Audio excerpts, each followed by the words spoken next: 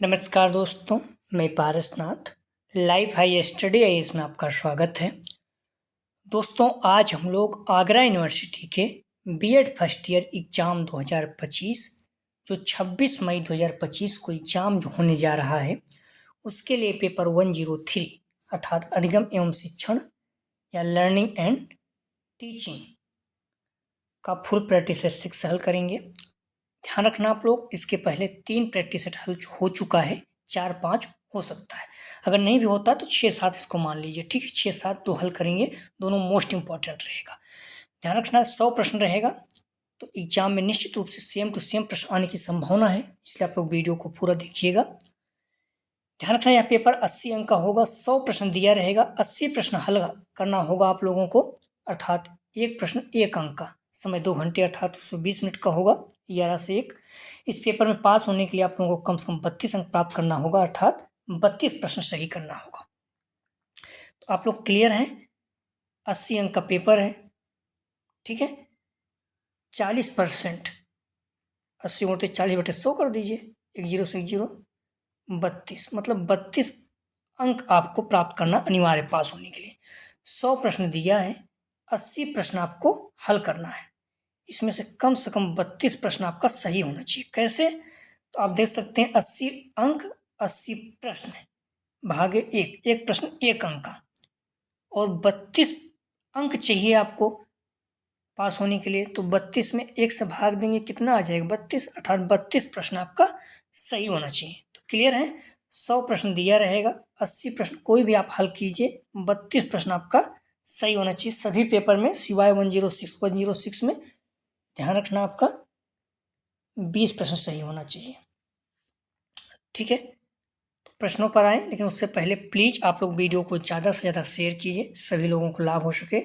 Paper 103 अर्थात अधिगम एवं आकलन। तो आप लोग ध्यान रखना, कंफ्यूज नहीं होना, एक सब नहीं बार बार आप लोग पूछेंगे। तो यह फुल प्रैक्टिस सेट 6 है, 3 प्रैक्टिस सेट हल कर चुके हैं, 4-5 हो सकता हल हो जाएगा, ना भी हो तो छोड़ दीजिएगा, कोशिश कर रहे हैं हो जाए। फुल प्रैक्टिस सेट आप लोगों ने कहा, तो इसलिए फुल प्रैक्टिस सेट 6 और 7 2 प्रैक्टिस सेट हल करेंगे। दोनों महत्वपूर्ण है और दोनों जरूर देख के जाइए, जो पढ़े ठीक है, लेकिन 6 और 7 जरूर देख के जाइएगा। तो अभी तक तो प्रैक्टिस सेट 3 ही हल हुए हैं, तो 4 होना चाहिए, लेकिन 4-5 हल करेंगे, क्योंकि 4 यूनिट 5 यूनिट समय नहीं बचा है, इसलिए फुल प्रैक्टिस सेट 6 हल कर रहे हैं, ठीक है। 6 और 7 जरूर देख के जाइएगा। आप लोग डिस्क्रिप्शन में जाएंगे, लिंक आप प्ले 103 जहाँ पे क्लिक करेंगे, उस पेपर की सारी वीडियो क्रम से मिल जाए, प्ले लिस्ट में जाकर देख लीजिएगा, ठीक है। तो आइए देखते हैं प्रश्नों को। मैं फिर से कह रहा हूँ, प्रैक्टिस सेट 6 और 7 2 प्रैक्टिस सेट जरूर हल की जाइए, कम से कम यहाँ से 50 क्वेश्चन आपको सेम टू सेम देखने को मिल सकता है। तो प्रश्न है, छात्र एवं शिक्षक का संबंध होना चाहिए, ए गरिमा का, बी महिमा का, सी मधुरिमा का, डी उपयुक्त सभी। सही जवाब हो जाएगा डी उपयुक्त सभी। छात्र एवं शिक्षक का संबंध कैसा होना चाहिए? तो गरिमापूर्ण, महिमापूर्ण और मधुरिमापूर्ण। डी इसका सही जवाब है। अगला प्रश्न है, आप लोग ध्यान रखना, प्लीज वीडियो को लाइक और शेयर कीजिए। आप लोग निश्चित रूप से आप लोगों का बहुत अच्छा पेपर होगा। 3 प्रैक्टिस है, तो यूनिट फर्स्ट सेकंड थर्ड हल कर चुके हैं, 4-5 बैलेंस है, टाइम नहीं है, अगर टाइम मिला तो हल करेंगे, नहीं तो यह फुल प्रैक्टिस सेट जरूर देख के जाइएगा, 6 और 7, ठीक है। तो यह छठा फुल प्रैक्टिस सेट है। शिक्षण में शिक्षक की भूमिका होती है, ये सामान्य भी महत्वपूर्ण सी, महत्वहीन डी उनमें से कोई नहीं। 2 का सही जवाब हो जाएगा बी महत्वपूर्ण। अगला प्रश्न है, वर्तमान शिक्षा व्यवस्था में केंद्रीय भूमिका में है, ये शिक्षक भी शिक्षार्थी, सी समाज डी में से कोई नहीं। शिक्षार्थी मतलब छात्र, सही जवाब हो जाएगा बी शिक्षार्थी। अगला प्रश्न है, शिक्षण प्रतिमान शिक्षक को बताते हैं, ये प्रभावशाली भी विशिष्ट, सी भी दोनों डी में से कोई नहीं। सही जवाब हो जाएगा सी प्रभावशाली विशिष्ट दोनों। अगला प्रश्न है, साइकोलॉजी शब्द किस भाषा से लिया गया है? ए ग्रीक, बी फारसी, सी यूनानी, डी लैटिन। सही जवाब हो जाएगा 5 का ए ग्रीक। मनोविज्ञान शब्द का अंग्रेजी रूपांतरण साइकोलॉजी दो ग्रीक शब्दों से मिलने से बना है, साइको तथा लोगोस। साइचे का अर्थ है आत्मा तथा लोगोस का अर्थ है अध्ययन विवेचना, ठीक है। तो साइकोलॉजी 2 शब्दों से दो ग्रीक शब्दों से मिलने से बना है। पहला साइचे, दूसरा लोगो। साइचे का अर्थ है आत्मा तथा लोगो का अर्थ है अध्ययन या विवेचना, अर्थात आत्मा का अध्ययन। तो इस शाब्दिक अर्थ के अनुसार मनोविज्ञान का अर्थ हुआ आत्मा के संबंध में अध्ययन करने वाला एक विषय। अगला प्रश्न है, एक साइकोलॉजी की उत्पत्ति किन दो शब्दों से मिलकर हुई है? तो सही जवाब हो जाएगा 6 का ध्यान रखना, बी, साइकिलोगस। गलत नहीं करना, शाकिलोगस, साइक्लोगस, ठीक है, साइकिलोगस, बी इसका सही जवाब है। अगला प्रश्न है, प्लेटो और अरस्तु के मनोविज्ञान को किसका विज्ञान माना गया? सही जवाब हो जाएगा 7 का बी, आत्मा का विज्ञान। सर्वप्रथम प्लेटो, अरस्तु और डेकार्ट के द्वारा मनोविज्ञान को आत्मा का विज्ञान माना गया है। अगला प्रश्न है, किस मनोवैज्ञानिक ने प्रथम मनोवैज्ञानिक प्रयोगशाला स्थापित की थी? सही जवाब हो जाएगा सी, विल्हम वुंट ने। अगला प्रश्न है, वर्तमान समय में मनोविज्ञान को किसका विज्ञान माना जाता है? ए, आत्मा, विमन, चेतना, डी, व्यवहार का। सही जवाब हो जाएगा डी, वर्तमान में मनोविज्ञान को व्यवहार का विज्ञान माना जाता है। मनोविज्ञान को ध्यान रखना, आत्मा का विज्ञान 16वीं शताब्दी में माना गया, मनोविज्ञान को मन का विज्ञान 17वीं शताब्दी में माना गया, चेतना का विज्ञान 19वीं शताब्दी में माना गया, और वर्तमान में अर्थात 20वीं शताब्दी में व्यवहार का विज्ञान। 20वीं शताब्दी मतलब 2000 से 2021, मतलब 2100 तक, ठीक है, उसको 20वीं शताब्दी बोलते हैं। इसे 19वीं शताब्दी है, इसका मतलब 1900 से 2000 तक। मनोविज्ञान के व्यवहार एवं मानसिक प्रक्रियाओं के अध्ययन का विज्ञान माना गया है। अगला प्रश्न है, शिक्षा मनोविज्ञान की प्रकृति है? सही जवाब हो जाएगा डी, वैज्ञानिक। शिक्षा मनोविज्ञान की प्रकृति वैज्ञानिक होती है क्योंकि शैक्षिक वातावरण में अधिगमकर्ता के व्यवहार का वैज्ञानिक विधियों, नियमों, सिद्धांतों के माध्यम से अध्ययन किया जाता है। एक विधायक और नियामक दोनों प्रकार का विज्ञान है। अगला प्रश्न है, शिक्षा मनोविज्ञान मानवीय व्यवहार का शैक्षिक परिस्थितियों में अध्ययन करता है या परिभाषा दी गई? सही जवाब हो जाएगा बी, स्किनर द्वारा। अगला प्रश्न है, शिक्षा मनोविज्ञान शैक्षिक विकास का क्रमबद्ध अध्ययन है, किसने कहा? सही जवाब हो जाएगा बी, स्टीफन ने।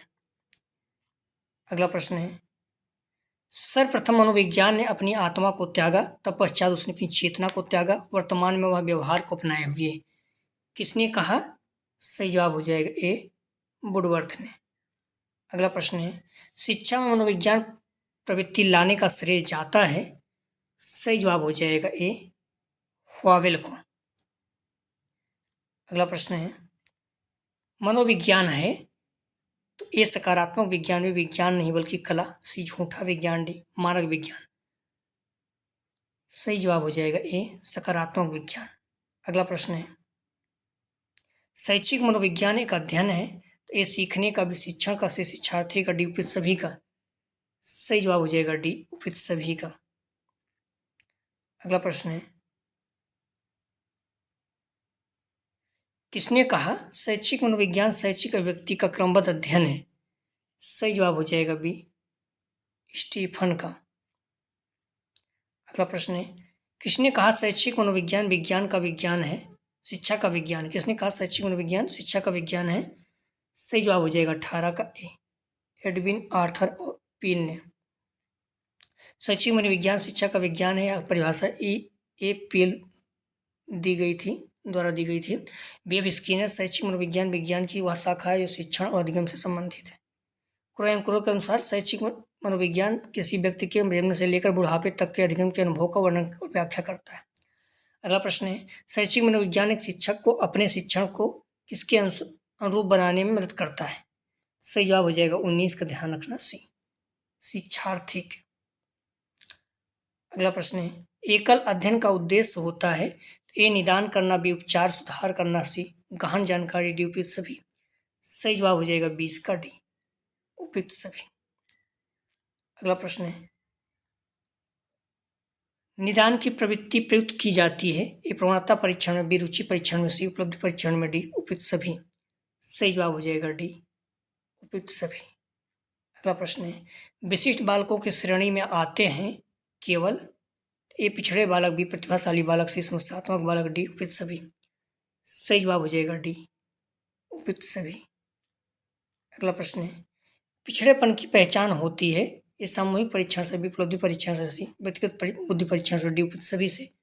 सही जवाब हो जाएगा डी उपयुक्त सभी से। अगला प्रश्न है, विशिष्ट बालकों की प्रमुख विशेषता है। सही जवाब हो जाएगा 24 का सी, साधारण बालकों से भिन्न गुण एवं व्यवहार वाला बालक। अगला प्रश्न है, मानसिक मंदिता का मुख्य कारण होता है। ए वातावरण, बी वंशानुक्रम, सी ये भी दोनों, डी में से कोई नहीं। सही जवाब हो जाएगा सी ये भी दोनों, वातावरण वंशानुक्रम दोनों। अगला प्रश्न है, बुद्धि अमूर्त चिंतन की योग्यता है। बुद्धि की परिभाषा किसने दी। सही जवाब हो जाएगा, ध्यान रखना डी टर्मन ने। अगला प्रश्न है, बुद्धि वह है जिसे बुद्धि परीक्षणों के द्वारा मापा जा सकता है। किसने कहा है। सही जवाब हो जाएगा 27 का, ध्यान रखना आप लोग डी एडविन बोरिंग ने। किसने कहा है, एडविन बोरिंग ने। अगला प्रश्न है, मानसिक आयु शब्द सर्वप्रथम किसने प्रयुक्त किया। सही जवाब हो जाएगा 28 का ए अल्फ्रेड बिने ने। अगला प्रश्न है, थार्डाइक के अनुसार बुद्धि के प्रकार हैं। सही जवाब हो जाएगा 29 का बी 3। बुद्धि का त्रिआयामी सिद्धांत है। सही जवाब हो जाएगा सी सक्रिया विषय वस्तु उत्पाद। अगला प्रश्न है, बुद्धि का बहुकारक सिद्धांत किसने दिया। सही जवाब हो जाएगा ए थार्डाइक ने। अगला प्रश्न है, बुद्धि परीक्षण का मुख्य रूप है। ए शाब्दिक परीक्षण, बी शाब्दिक, सी प्रयोगात्मक परीक्षण, डी उपयुक्त सभी। सही जवाब हो जाएगा 32 का, ध्यान रखना डी उपयुक्त सभी। अगला प्रश्न है, प्रमाणीकृत परीक्षा की विशेषता होती है। ए विश्वसनीयता, बी वैधता, सी मानक, डी उपयुक्त सभी। सही जवाब हो जाएगा डी उपयुक्त सभी। अगला प्रश्न है, भाटिया बैटरी परीक्षण में है। सही जवाब हो जाएगा 34 का ए 5 उप परीक्षण महत्वपूर्ण अक्सर पूछा जाता है। अगला प्रश्न है, निम्नलिखित में से किसको बुद्धिलब्ध से संबंधित अंतर वाले वर्ग में नहीं रखा गया है। सही जवाब हो जाएगा 35 का सी कला में रुचि। अगला प्रश्न है, पिच, लय, समय और स्वर में अंतर करने की क्षमता को कहा जाता है। सही जवाब हो जाएगा 36 का ए म्यूजिकल बुद्धि। अगला प्रश्न है, तार्किक बुद्धि साधारणता किनमें ज़्यादा विकसित होती है। एक गणितज्ञों में, वैज्ञानिकों में, जासूसों में, डी उपयुक्त सभी में। तार्किक बुद्धि साधारणता किनमें ज़्यादा विकसित होती है।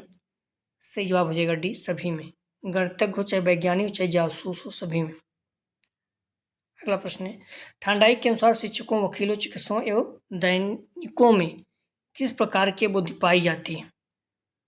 सही जवाब हो जाएगा अमूर्ति बुद्धि। अगला प्रश्न है,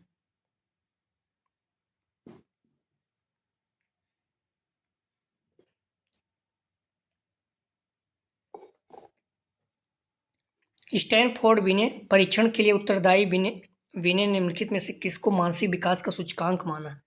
सही जवाब हो जाएगा डी मानसिक आयु को। अगला प्रश्न है, एक 50 वर्ष के व्यक्ति की मानसिक आयु 16 है, उसकी बुद्धि लब्ध होगी। IQ बराबर सूत्र क्या होता है।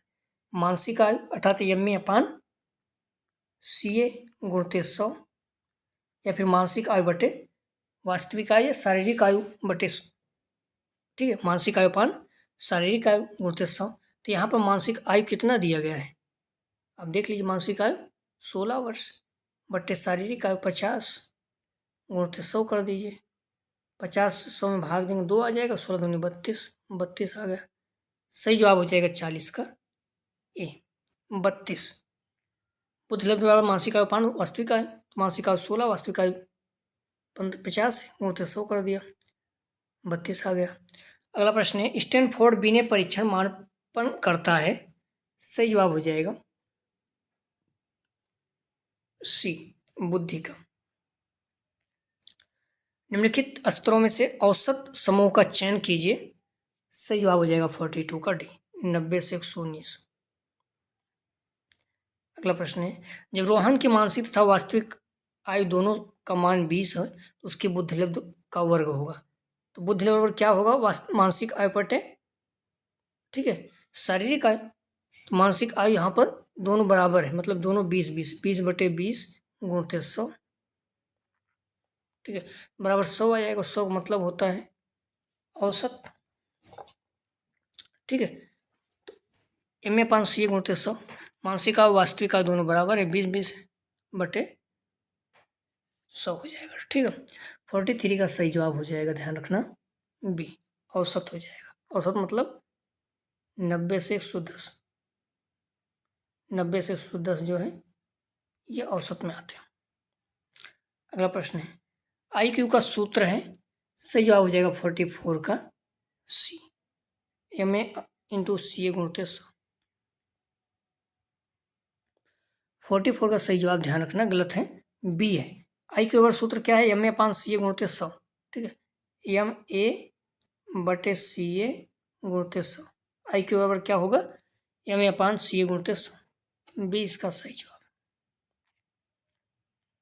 अगला प्रश्न है, सृजनात्मक लोग होते हैं। सही जवाब हो जाएगा 45 का सी, ए और बी दोनों, केवल सकारात्मक गुणों वाले, केवल नकारात्मक गुणों वाले दोनों। अगला प्रश्न है, सृजनशीलता का मुख्य घटक क्या है?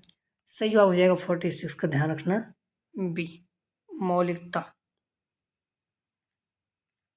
अगला प्रश्न है, जनरल साइकोलॉजी पुस्तक के लेखक हैं। सही जवाब हो जाएगा 47 का, ध्यान रखना, बी, गैरेट। अगला प्रश्न है, डिक्शनरी ऑफ एजुकेशन पुस्तक के लेखक हैं। सही जवाब हो जाएगा 48 का ए, CB गुड। अगला प्रश्न है, सोशल लिविंग पुस्तक के लेखक हैं। सही जवाब हो जाएगा 49 का बी, लैंडिक और लैंडिस। अगला प्रश्न है, थ्योरी ऑफ लर्निंग पुस्तक के लेखक हैं। सही जवाब हो जाएगा 50 का सी, हिलगोर्ड।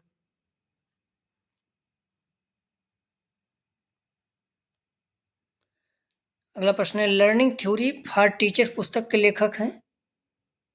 तो इसका जवाब ध्यान रखना, सी है, मॉरिस एल बिंग है।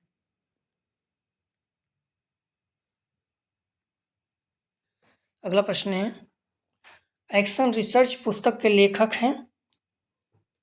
ध्यान रखना 52 का सही जवाब हो जाएगा सी, स्टीफन कोरे। हालांकि एक्शन रिसर्च नहीं, इसका पूरा नाम जो है action research to improve school practice के लेखक स्टीफन एम कोरे है, ठीक है, लेकिन इसमें मान चलते हैं एक्शन रिसर्च, तो स्टीफन कोरे, सी इसका सही जवाब है। अगला प्रश्न है,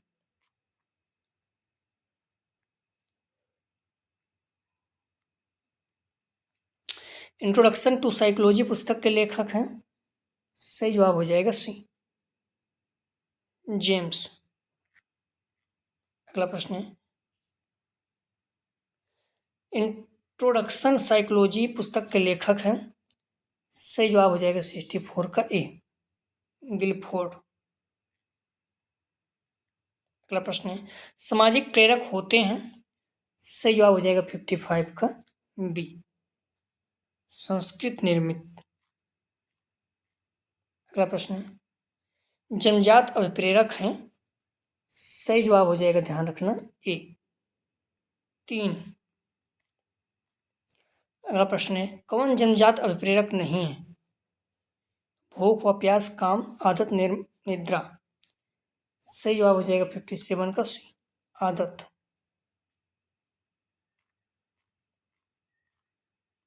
अगला प्रश्न है, अभिप्रेरणा कार्य को आरंभ करने, जारी रखने, नियमित करने की प्रक्रिया है। यह कथन किसका है? सही जवाब हो जाएगा 58 का सी, गुड, गुड, ठीक है। अभिप्रेरणा कार्य को आरंभ करने और उसको जारी रखने, नियमित करने की प्रक्रिया कथन किसका है? सही जवाब हो जाएगा 58 का सी, गुड। अगला प्रश्न है, किसने कहा विप्रेरणा छात्र में रुचि उत्पन्न करने की कला है? सही जवाब हो जाएगा ए, थॉमसन। अगला प्रश्न है, अभिप्रेरणा सीखने के लिए राजमार्ग है, या किसने कहा?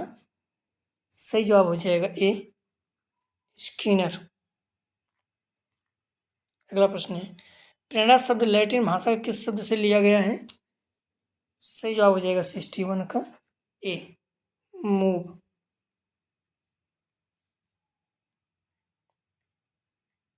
अगला प्रश्न है, प्रेरणा से संबंधित मुख्य पद कौन कौन से होते हैं? सही जवाब हो जाएगा, ध्यान रखना, 62 का सी, आवश्यकता, चालक, प्रोत्साहन व प्रेरक। अगला प्रश्न है, सीखने में अभिप्रेरणा का महत्व है? ये बहुत कम, बी, अति महत्वपूर्ण, सी, सामान्य, डी, बिल्कुल नहीं। सही जवाब हो जाएगा बी, अति महत्वपूर्ण। अगला प्रश्न है, प्रेरणा संबंधित चालक सिद्धांत के प्रतिपादक हैं? सही जवाब हो जाएगा ए, कैली। अगला प्रश्न है, प्रेरणा संबंधित स्वास्थ्य सिद्धांत के प्रतिपादक हैं? सही जवाब हो जाएगा, ध्यान रखना, प्रेरणा संबंधी स्वास्थ्य सिद्धांत के प्रतिपादक सिगमंड फ्रायड है, लेकिन ध्यान रखना यहाँ पर फ्रेडरिक हेजबर्ग है। 65 का सही जवाब हो जाएगा। ठीक है, तो प्रेरणा संबंधी स्वास्थ्य सिद्धांत के प्रतिपादक हैं फ्रेडरिक हेजबर्ग बोला जा रहा है, सिगमंड फ्रायड है। अगला प्रश्न है, किसने कहा प्रेरित होने पर अधिगम भी अच्छा होगा? सही जवाब हो जाएगा ए, कैली। किसने कहा प्रेरित होने पर भी अधिगम अच्छा होगा?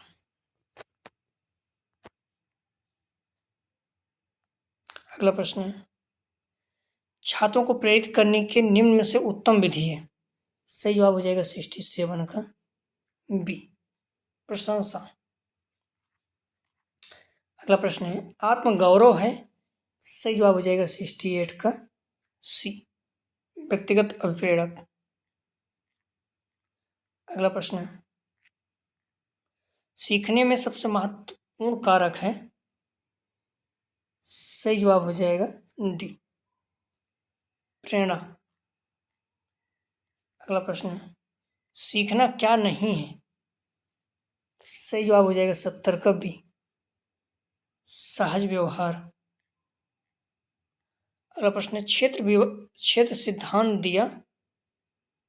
सही जवाब हो जाएगा 71 का डी, कुर्ट लोवेन ने। अगला प्रश्न है, सूक्ष्म सिद्धांत के प्रतिपादक हैं? सही जवाब हो जाएगा, ध्यान रखना, ए, कोहलर। अगला प्रश्न है, पुनर्बलन का सिद्धांत दिया? सही जवाब हो जाएगा ए, हल ने। अगला प्रश्न है, मनोविश्लेषणात्मक सिद्धांत के प्रतिपादक हैं? मनोविश्लेषणात्मक सिद्धांत के प्रतिपादक हैं? सही जवाब हो जाएगा, ध्यान रखना, ए, फ्रायड। अगला प्रश्न है, प्रयत्न तथा भूल सिद्धांत के प्रतिपादक हैं? सही जवाब हो जाएगा 75 का बी, थॉर्नडाइक। अगला प्रश्न है, कुत्ते पर प्रयोग किस मनोवैज्ञानिक ने किया था? सही जवाब हो जाएगा 76 का सी, पावलोव ने। अगला प्रश्न है, अधिगम स्थानांतरण के मुख्य प्रकार हैं? सही जवाब हो जाएगा 77 का डी, उपयुक्त सभी।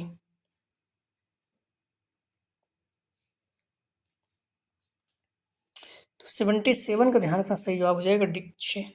अधिगम रूपांतरण के मुख्य प्रकार 6। थॉर्नडाइक के अनुसार निम्न से सीखने का मुख्य नियम नहीं है? थॉर्नडाइक के अनुसार निम्न से सीखने का मुख्य नियम नहीं है? सही जवाब हो जाएगा 78 का बी, आत्मीकरण का सिद्धांत।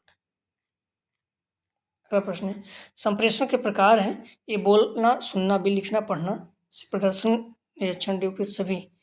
सही जवाब हो जाएगा 79 का डी, उपयुक्त सभी।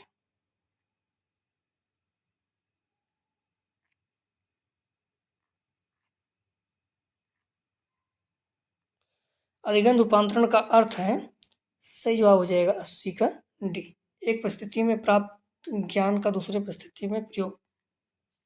वर्तमान शिक्षा है, सही जवाब हो जाएगा 81 का बी। छात्र छात्रा केंद्रित।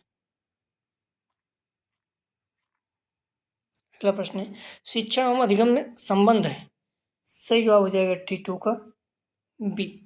एक दूसरे के पूरक। देर हो जाता है तो थोड़ा से माइंड कम काम करता है, नींद टाइप सा नींद थी, तो आप लोग ध्यान रखना। शिक्षण है तो ये व्यवसाय भी उद्देश्य से पुनीत व्यवसाय डी में से कोई नहीं, सही जवाब हो जाएगा 83 का सी। पुनीत व्यवसाय। अगला प्रश्न, अधिगम है, सही जवाब हो जाएगा 84 का बी। सीखने सिखाने की प्रक्रिया। अगला प्रश्न है, अभी अधिगम है, सही जवाब हो जाएगा 85 का सी। जीवन पर्यंत चलने वाली प्रक्रिया।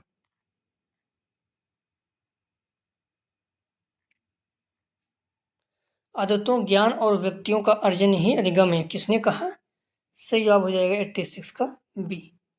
क्रो ने।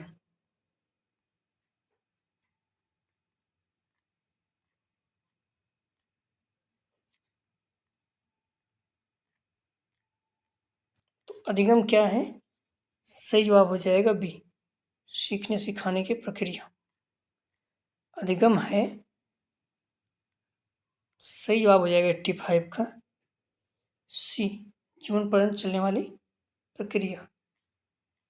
अगला प्रश्न है, आदतों ज्ञान और वृत्तियों का अर्जन ही अधिगम है, किसने कहा, सही जवाब हो जाएगा 86 का बी। क्रो ने।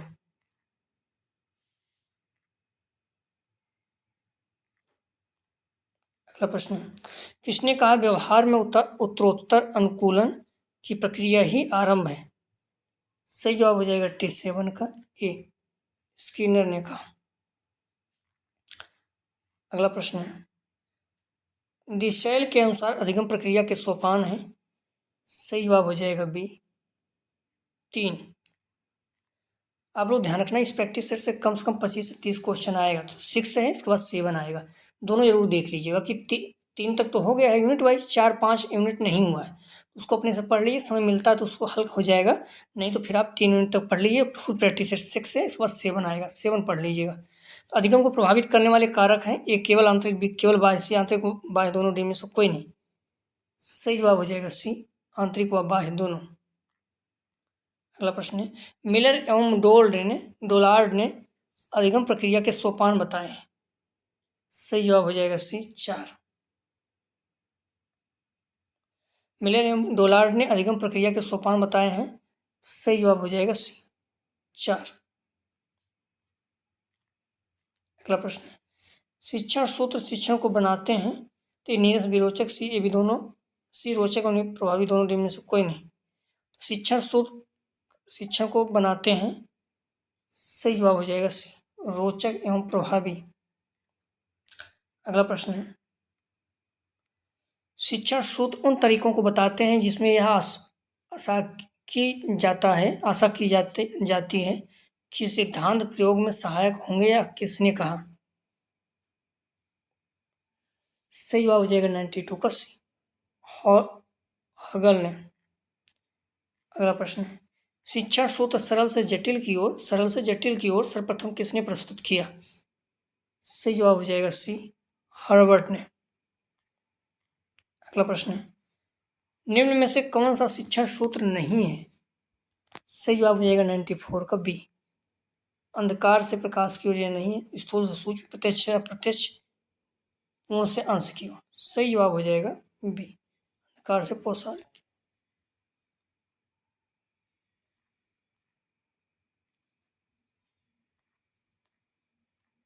अगला प्रश्न है, निम्नलिखित में से कौन एक शिक्षण सूत्र नहीं है, सही जवाब हो जाएगा 95 का सी, कलात्मक से वैज्ञानिक की ओर। ठीक है, बाकी 94 में क्या था, निम्नलिखित में से कौन सा शिक्षण सूत्र नहीं है, तो इसमें हम लोग देखे थे बी, अंधकार से प्रकाश की ओर। ठीक है, तो कौन सा शिक्षण सूत्र नहीं है, सही जवाब हो जाएगा इसका सी, कलात्मक से वैज्ञानिक की ओर।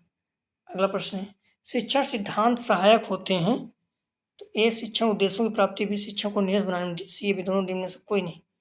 सही जवाब हो जाएगा ए शिक्षण उद्देश्यों की निष्पत्ति में।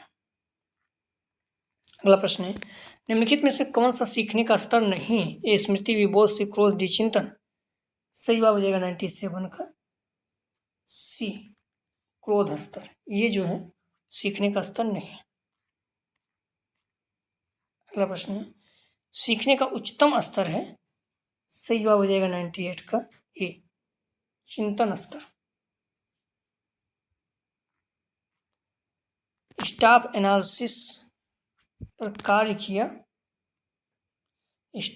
स्टाफ नहीं टास्क एनालिसिस पर कार्य किया। सही जवाब हो जाएगा 99 का ए टर्मन ने।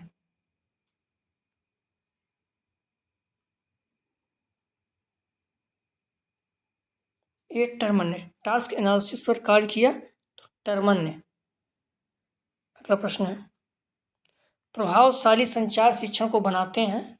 ए सरल, बी रुचिकर, सी आकर्षक, डी में से कोई नहीं। सही जवाब हो जाएगा डी उपयुक्त सभी। प्रभावशाली संचार को बनाता है सरल, रुचिकर, आकर्षक। आप लोग डिस्क्रिप्शन में जाएंगे, लिंक आप प्लेलिस्ट 103 यहाँ पे क्लिक करें, इस पर सारी वीडियो क्रम्स मिल जाएगा। थोड़ा देर होने पर थके रहते हैं तो नींद आने लगती है, तो आप लोग थोड़ा मैनेज कीजिएगा। फुल प्रैक्टिस से 7 हल करेंगे अगला, तो 6-7 आप लोग जरूर हल करके जाइए, ठीक है। बाकी 1 2 3 प्रैक्टिस है, 3 मिनट का हो चुका है, 4-5 बचा है, समय मिलता है तो कर देंगे। तो आप लोग ध्यान रखना, प्लीज़ वीडियो को लाइक और शेयर कीजिए। कॉलेज ग्रुप पे जो भी फ्रेंड आपके बीएड कर रहे हैं, फर्स्ट ईयर के हैं या सेकंड ईयर के, दोनों चैनल के बारे में बताइए। आपको मैं विश्वास दिलाता हूँ आपको बहुत अच्छे अंक आएंगे। जो बच्चे जुड़े रहते हैं नॉर्मली 85% बन जाता है, बाकी अच्छे से मेहनत करते हैं 40% बन जाता है। प्लीज़ वीडियो को लाइक और शेयर कीजिए। वीडियो देखकर धन्यवाद दोस्तों।